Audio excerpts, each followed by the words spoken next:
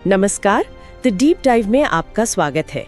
आज हमारे सामने CTET 2026 की तैयारी के लिए भूगोल के कुछ बेहतरीन नोट्स हैं, मतलब कक्षा 6 से 8 की किताबों का पूरा निचोड़। हमारा मकसद सिर्फ इन तथ्यों को दोहराना नहीं है, बल्कि इनके पीछे की कहानी को समझना है। ये सब कॉन्सेप्ट्स ब्रह्मांड से लेकर भारत के मैदानों तक आपस में जुड़े कैसे हैं? तो चलिए इस भौगोलिक पहेली के टुकड़ों को जोड़ना शुरू करते हैं। बिल्कुल सही कहा। भूगोल रटने का विषय है ही नहीं, ये तो वजह और असर को समझने का विषय है। हम ये देखेंगे कि कैसे पृथ्वी का एक मामूली सा झुकाव भारत में मानसून का भाग्य तय करता है और कैसे अरबों साल पुराने चट्टानी टुकड़े हमारे सौर मंडल के बनने की कहानी सुनाते हैं। तो चलिए सबसे बड़ी तस्वीर से शुरू करते हैं, हमारा ब्रह्मांड। इन नोट्स में आकाशगंगा, तारे, ग्रह, इन सब का जिक्र है। लेकिन एक बात मुझे हमेशा से थोड़ी उलझाती है। तारे और ग्रह दोनों आसमान में चमकते बिंदु जैसे दिखते हैं। इनमें असल में फर्क क्या है? ये एक बेहतरीन सवाल है, क्योंकि इसका जवाब बहुत ही दिलचस्प है। तारे, जैसे हमारा सूरज, असल में गैस के विशाल जलते हुए गोले हैं। उनकी अपनी रोशनी और गर्मी होती है। अच्छा। अब ग्रहों की बात करते हैं, जैसे शुक्र, जिसे हम भोर का तारा भी कहते हैं। मजेदार बात यह है कि जब हम शुक्र को चमकते हुए देखते हैं तो हम असल में अपने ही सूरज की रोशनी देख रहे होते हैं, जो करोड़ों किलोमीटर दूर एक चट्टानी ग्रह से टकराकर हमारी आंखों तक वापस आ रही है। ओह। शुक्र एक तरह का ब्रह्मांडीय आईना है, उसकी अपनी कोई रोशनी नहीं है। वाह, मतलब हम एक ग्रह को देखते हुए भी असल में अपने तारे को ही देख रहे हैं। और इन्हीं तारों के समूहों को नक्षत्र मंडल कहते हैं ना, जैसे सप्तऋषि। हाँ, और पुराने जमाने में ये नक्षत्र मंडल सिर्फ कहानियों के लिए नहीं थे, वे एक तरह का GPS थे। अगर आप सप्तऋषि के 2 तारों को जोड़ते हुए एक सीधी रेखा खींचे तो वो हमेशा ध्रुव तारे की ओर इशारा करेगी, जो हमेशा उत्तर दिशा में होता है। कमाल है, हजारों सालों तक नाविकों ने इसी तरह अपना रास्ता खोजा। ये आसमान का अपना कंपास था। अब अगर हम अपने सौर मंडल पे जूम इन करें तो यहाँ 8 ग्रह हैं और बीच में सूरज। लेकिन एक चीज है जो मुझे हमेशा अजीब लगती है, मंगल और बृहस्पति के बीच में ये एक क्षुद्र ग्रह यानी एस्ट्रॉइड्स की पूरी बेल्ट क्यों है? ये चट्टानें वहीं पर क्यों जमा हैं? इसको ऐसे समझिए कि जब हमारा सौर मंडल बन रहा था तो ये क्षुद्र ग्रह वो बिल्डिंग मटेरियल हैं जो बचा रह गया। ये वो ईंट कप्तर हैं जिनसे कोई ग्रह नहीं बन पाया, शायद बृहस्पति के विशाल गुरुत्वाकर्षण की वजह से। अच्छा। तो ये सौर मंडल के निर्माण स्थल पर छूटा हुआ मलबा है जो हमें बताता है कि सब कुछ कैसे शुरू हुआ।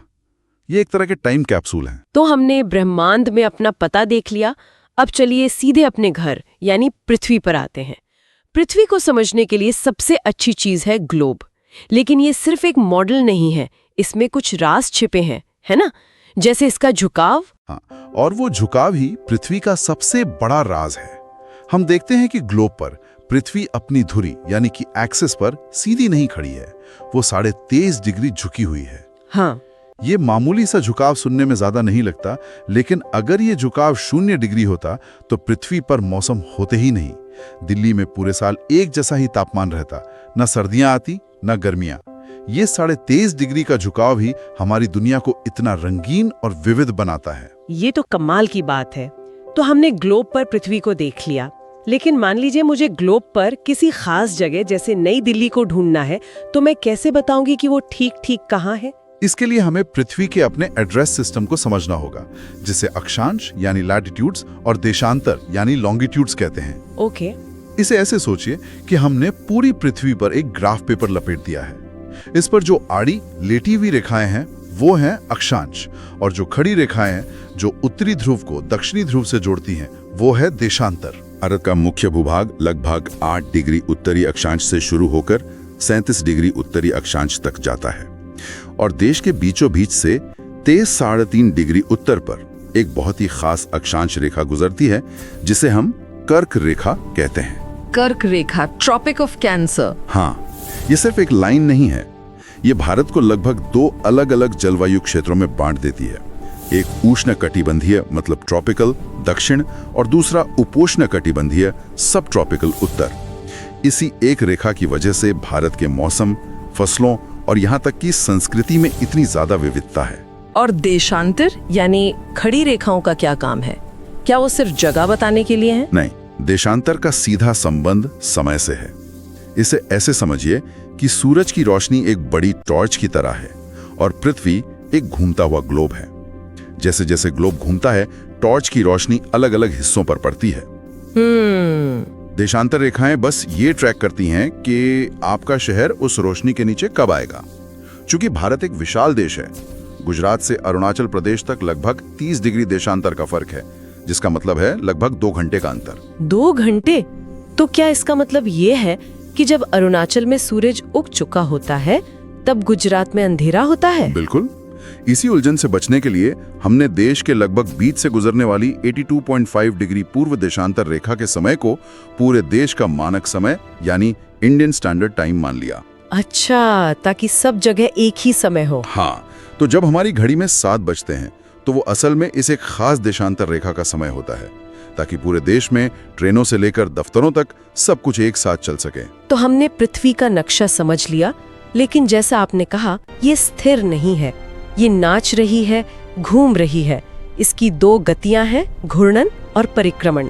हाँ, और ये दोनों गतियां हमारे जीवन का हर दिन और हर साल तय करती हैं। घूर्णन यानी रोटेशन तो आसान है, पृथ्वी का अपनी धुरी पर लट्टू की तरह घूमना।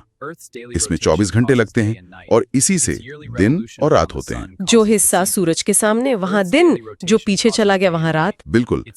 और परिक्रमण यानी रेवोल्यूशन, वो थोड़ा जटिल लगता है। हाँ। परिक्रमण का मतलब है पृथ्वी का सूरज के चारों ओर अपनी 365 दिन की लंबी यात्रा पूरी करना।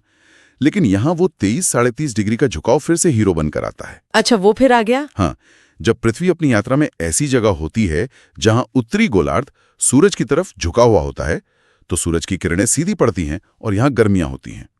इसे ऐसे समझें कि आप आग के सामने थोड़ा झुककर हाथ सेक रहे हैं।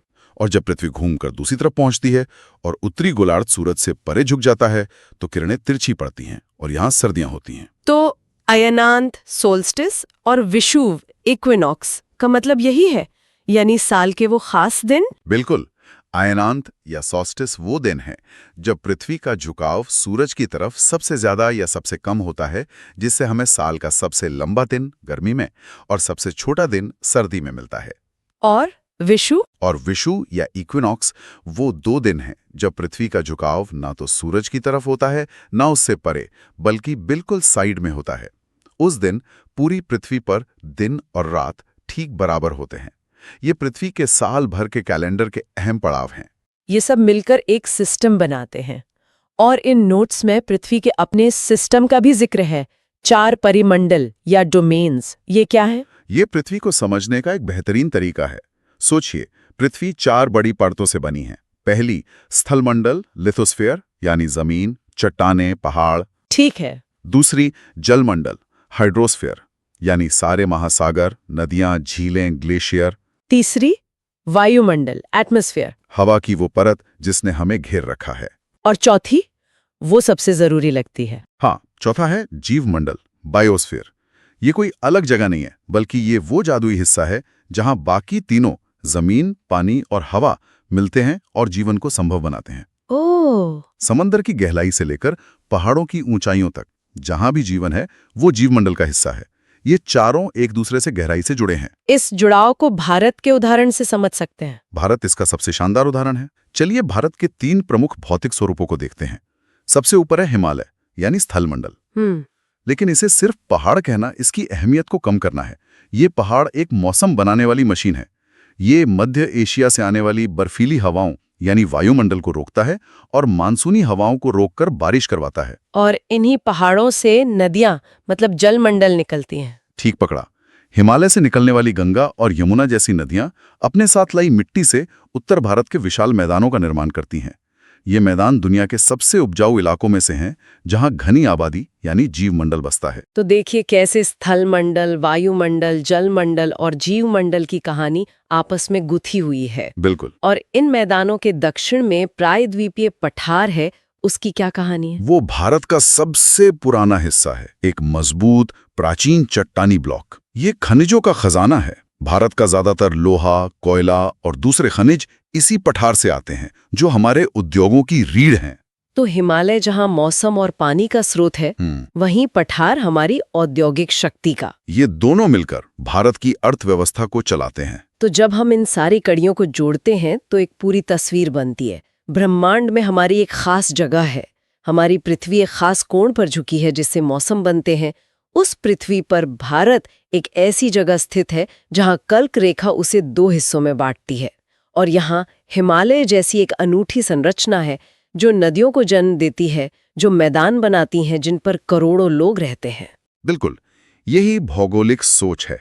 ये समझना कि एक किसान जो उत्तर प्रदेश के मैदान में गेहूं उगा रहा है, उसकी फसल असल में लाखों साल पहले हिमालय के बनने और पृथ्वी के अपने अक्ष पर 23.5 डिग्री झुकने पर निर्भर करती है। वाह! जब हम इन कनेक्शंस को देख पाते हैं तो भूगोल सिर्फ एक विषय नहीं रहता, बल्कि दुनिया को देखने का एक नजरिया बन जाता है। तो हमने इन स्रोतों से बहुत कुछ निकाला। ये सिर्फ परीक्षा के लिए तथ्य नहीं, बल्कि एक पूरी कहानी है। हाँ, और ये हमें एक बहुत ही जरूरी सवाल पर लाकर छोड़ता है। इन स्रोतों में पृथ्वी के परिमंडलों, वायुमंडल, जलमंडल, स्थलमंडल का जिक्र है, जो लाखों सालों से एक संतुलन में काम कर रहे हैं। हमने देखा कि कैसे उन्होंने भारत के भूगोल को आकार दिया। लेकिन आज का दौर अलग है। मानवीय हस्तक्षेप और जलवायु परिवर्तन इस संतुलन को तेजी से बदल रहे हैं। ये सोचने पर मजबूर करता है कि भविष्य में कक्षा 6 से 8 की भूगोल की किताबों को कौन से नए सवाल पूछने चाहिए। जैसे कि इन स्वरूपों का क्या होगा जब ग्लेशियर पिघल रहे हों और समुद्र का जल स्तर बढ़ रहा हो। हमारी पीढ़ी इन परिमंडलों के बीच की कहानी को फिर से लिख रही है।